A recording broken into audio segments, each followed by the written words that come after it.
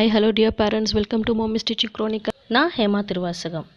எங்கள் சேனலோட மெயின் கோலே வந்துட்டு எப்படி வீட்டில் இருக்கிற சின்ன சின்ன மெட்டீரியல்ஸை வச்சு குழந்தைங்களுக்கு ரொம்ப யூஸ்ஃபுல்லாக வச்சுங்க சொல்லித்தரோம் அப்படிங்கிறது தான். அந்த வகையில் இன்றைக்கி ஜியாகிரஃபி டாப்பிக்கில் 2 விஷயம் நம்ம பார்க்க போகிறோங்க. அதாவது introduction to directions and poles of earth. என்னடா ஹெட்டிங்கே ரொம்ப பெருசாக இருக்கே, ரொம்ப கன்ஃபியூஷனாக இருக்கே, குழந்தைங்களுக்கு எப்படி இதை கொண்டு போய் இன்ட்ரடியூஸ் பண்ணுறது அப்படிங்கிற கவலையே வேண்டாம். அது ஈஸி வேலை எப்படி சொல்லித்தரதுன்னு நான் சொல்கிறேன். ஜென்ரலாக geography related topics and social related டாபிக்ஸுக்கு பெருசாக டூல் கிட்ஸ் வெளியே கிடைக்காதுங்க. அதே சமயம் வந்துட்டு மேப்பு, குளோப் அந்த மாதிரியான மெட்டீரியல்ஸும் யூஸ் பண்ணுவாங்க. ஆனால் சின்ன சின்ன ஹெட்டிங் அண்டு சின்ன சின்ன டாபிக்ஸை எப்படி இன்ட்ரடியூஸ் பண்ணலாம் அப்படின்னா இந்த மாதிரியான ஸ்பின்னிங் சார்ட்டை வச்சு குழந்தைங்க ஈஸியாக சொல்லித்தரலாம். எந்த ஏஜில் குழந்தைங்களுக்கு இந்த மாதிரியான டாபிக்ஸை இன்ட்ரடியூஸ் பண்ணலாங்கிற கன்ஃபியூஷன் கண்டிப்பாக பேரண்ட்ஸுக்கு இருக்கும். அதனால் குழந்தைங்களோட அண்டர்ஸ்டாண்டிங் கெப்பாசிட்டியை பொறுத்து இந்த மாதிரியான டாபிக்ஸை இன்ட்ரடியூஸ் பண்ணலாம். ஒரு சில குழந்தைங்க வந்துட்டு கிண்டர் கார்டன் ஸ்டேஜ்லேயே ரொம்ப கிளவராக இருப்பாங்க. அப்போவே நம்ம இந்த மாதிரியான டாபிக்ஸை இன்ட்ரடியூஸ் பண்ணிக்கலாம். ஒரு சில குழந்தைங்க 4th and 5th கிரேடில் ரொம்ப மெச்சூரோடு அண்டர்ஸ்டாண்ட் பண்ணிப்பாங்க. அந்த டைமில் கூட இந்த மாதிரியான டாபிக்ஸை இன்ட்ரடியூஸ் பண்ணலாம். இன்றைக்கி வீடியோவில் நம்ம 2 டாபிக் பார்க்க போகிறோம்னு சொல்லியிருக்கேன். அதில் ஃபர்ஸ்ட் வந்துட்டு இன்ட்ரடக்ஷன் டு டைரக்ஷன்ஸ். ஒரு ஸ்பின்னிங் சார்ட்டில் நான் கலர் பேப்பர்ஸ் யூஸ் பண்ணி டைரக்ஷன்ஸை ஐடென்டிஃபை பண்ணியிருக்கிறேன். இந்த ஸ்பின்னிங் சார்ட்டில் கலர் பேப்பர்ஸே கிடையாதுங்க. இதை நான் அடிஷ்னலாக ஆட் பண்ணியிருக்கேன்.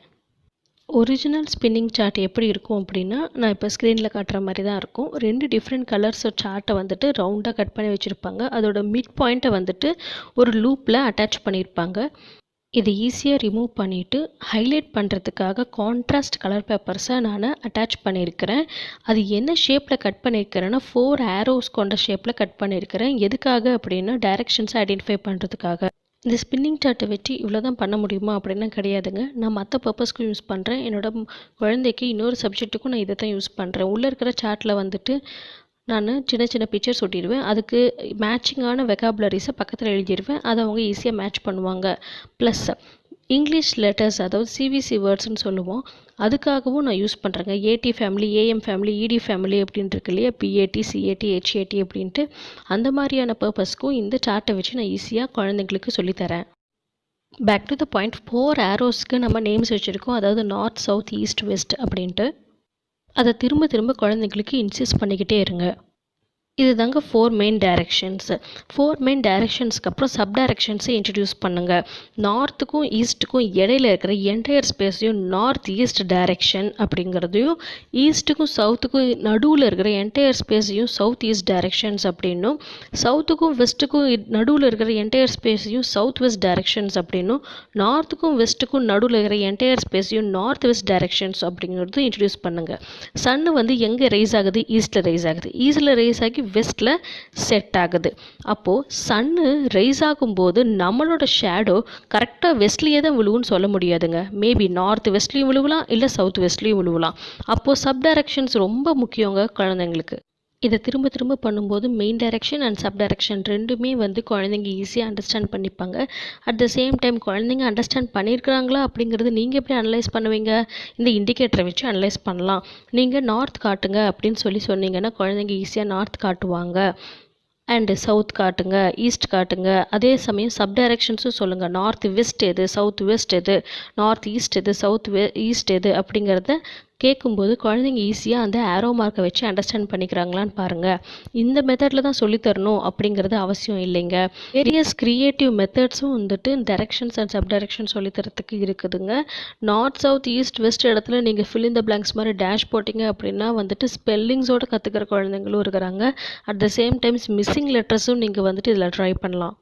இதை ப்ராக்டிக்கல் வேலை எப்படி எடுத்துகிட்டு போகலாம் அப்படின்னா, வீட்டுக்குள்ளே எந்த டைரெக்ஷன்ஸில் வந்துட்டு ரூம் இருக்குது, எந்த டைரெக்ஷனை ஃபேஸ் பண்ணி இருக்குது, எந்த டைரெக்ஷனில் கிச்சன் இருக்குது, எந்த டைரெக்ஷனில் டாய்லெட் இருக்குது அப்படிங்கிறது குழந்தைகிட்ட கேளுங்க. இந்த மெத்தட் ஆஃப் டீச்சிங்கை வந்து திரும்ப திரும்ப குழந்தைங்கிட்ட இன்சிஸ்ட் பண்ணும்போது அந்த குழந்தைங்களுக்கு டைரெக்ஷன்ஸ் வந்து ரொம்ப ஈஸியாக அண்டர்ஸ்டாண்டபுளாக இருக்கும். மொத்தமாகவே 8 டைரெக்ஷன்ஸ் தானா, அதுக்கு மேலே கிடையாதா அப்படின்னு கேட்குற பேரண்ட்ஸுக்கு கண்டிப்பாக நிறைய டைரெக்ஷன்ஸ் நீங்கள் இன்ட்ரடியூஸ் பண்ணலாம் குழந்தைங்களுக்கு, if they are ever enough. இப்போ நான் ஸ்க்ரீனில் காட்டுற இமேஜ் பார்த்திங்கன்னா சப் டைரெக்ஷன்ஸை ஈஸியாக உங்களுக்கு ஐடென்டிஃபை பண்ண முடியும். நார்த்துக்கும் நார்த் ஈஸ்ட்டுக்கும் நடுவில் நார்த் ஈஸ்ட் அப்படின்னும், நார்த் ஈஸ்ட்டுக்கும் நடுவில் ஈஸ்ட் நார்த் ஈஸ்ட் அப்படிங்கிற டைரெக்ஷன்ஸும் இருக்குது. அதுக்குள்ளாரியே நிறைய சப் டைரெக்ஷன்ஸ் இருக்குது. கண்டிப்பாக இதை குழந்தைங்களுக்கு காட்டிங்கன்னா கன்ஃபியூஸ் ஆகிடுவாங்க. அவங்களுக்கு பேசிக் மெத்தடாலஜி எது அப்படின்னா இந்த ஸ்பின்னிங் சார்ட் மெத்தட் தான். இது மூலியமாகவே அவங்களால ஸ்டெப் பை ஸ்டெப் வந்துட்டு எல்லா டைரெக்ஷன்ஸையும் கற்றுக்க முடியும்.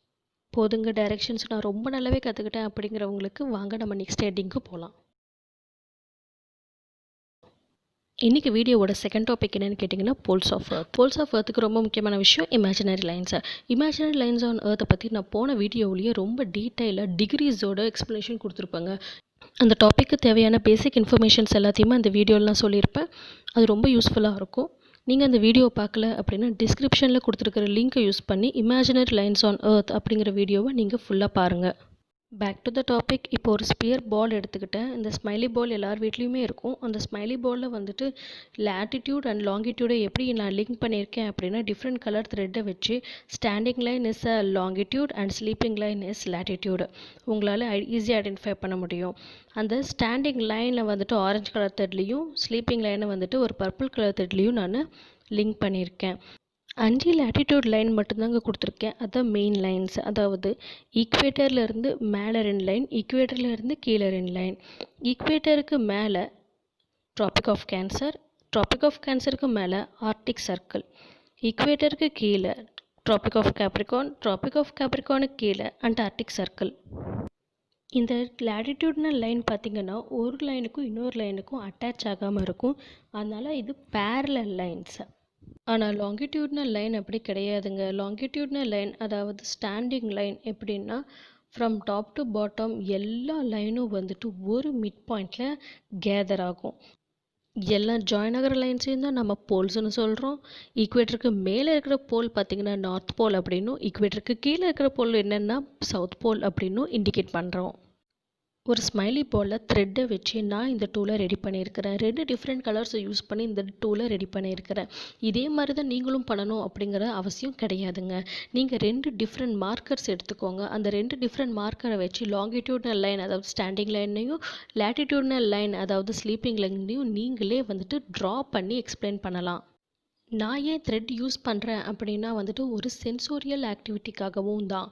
குழந்தைங்க அதை டச் பண்ணி ஃபீல் பண்ணுவாங்க. அதாவது ஸ்லீப்பிங் லைன் இப்படி தான் இருக்கும், ஸ்டாண்டிங் லைன் இப்படி தான் இருக்கும். அப்போ ஸ்லீப்பிங் லைன் அதுக்கு நேம் என்ன அப்படின்னா வந்துட்டு லேட்டிடியூட் அப்படின்னும், ஸ்டாண்டிங் லைன் அதுக்கான நேம் என்ன அப்படின்னா லாங்கிடியூட் அப்படின்னும் ஈஸியாக அந்த குழந்தைங்களால் ஐடென்டிஃபை பண்ண முடியும். நம்ம ரெடி பண்ண இமேஜினரி லைன் பாலை அந்த டைரக்ஷன்ஸ் மேலே வைங்க.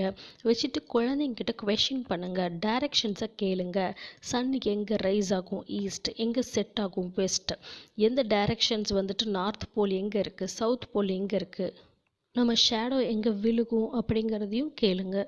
எர்த் ரொட்டேட் ஆகும்போது சன்னோட மூமெண்ட்டுக்கு தகுந்த மாதிரி நம்ம ஷேடோவோட மூமெண்ட்டும் இருக்கும்.